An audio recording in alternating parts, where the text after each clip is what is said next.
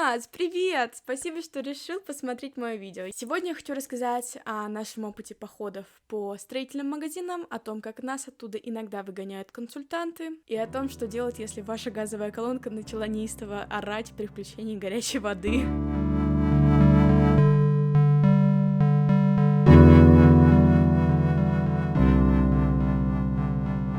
Меня зовут Кристина, и так случилось, что постоянно, когда я въезжаю в новую квартиру, в этой новой квартире происходят какие-то странные события. Например, на предыдущей квартире у нас потекла вся канализация, а на этой квартире при включении горячей воды начала неистово орать газовая колонка. Я сейчас включу вам видео, пример, собственно, из этого видео я узнала, что нужно делать, если она так орёт. Решение этой проблемы нужно было либо поменять кран-буксу, чего в нашем случае я не хотела делать, потому что наш кран полностью тек со всех сторон, там нужно не только было менять кран-буксу, но и гусак, и, собственно, всю вот эту, я не знаю, как эта штука называется, куда кран-букса вставляется, ну, вот это вот основание. Если знаете, кстати, напишите, как называется, теперь буду знать. Решили поменять кран полностью.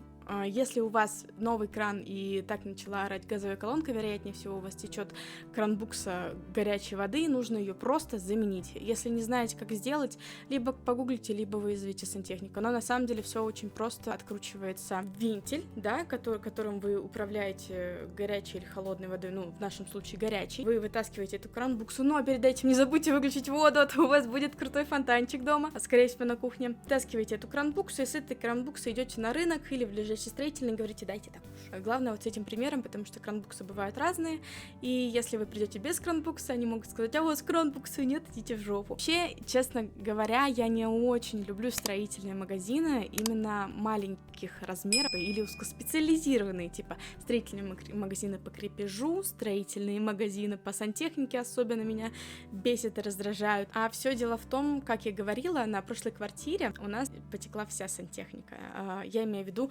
труба, которая выводит нечистоты из квартиры.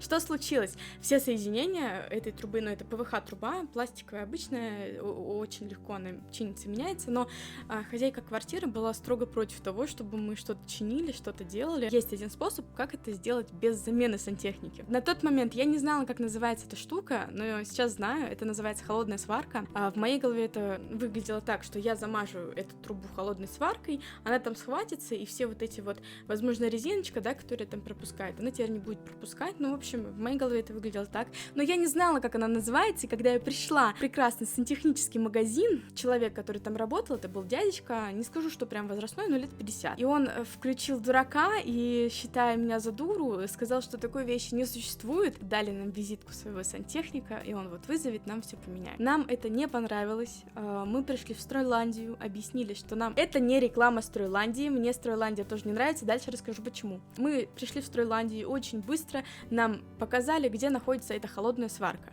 Я объясняла так, что это вот оно как пластилин, намазываешь, и оно застывает. В общем, мы там купили, и все было прекрасно. Как я говорила, мы уже решили поменять кран. Нам не нужен был хромированный кран, нам нужен был смеситель, который не хромированный, желательно под мрамор. Везде, где мы заходили, говорили, что такое не возят, потому что это никто не берет, такое никому не надо. Есть вот либо черные, либо хромированные. В итоге мы прошлись по нескольким магазинам, заходили в ту же самую Стройландию, но там цена на смесители, на хорошие нормальные смесители, которые бы не сломались через год, начиналась от 5000. Были либо за 900 рублей, либо начинались 4700, ну и, собственно, 5300. То это минимальная цена. Какой-нибудь чуть-чуть более красивый, с другой формой вот этого начальной штуки, куда вставляется кран-букса, все, они сразу стоят огромное количество денег. Мне это не подходило, поэтому мы пошли дальше. Мы в итоге прошли целых 3 или 4 километра, чтобы найти этот грёбаный кран, но мы его нашли. Мы решили съездить в Леруа Мерлен.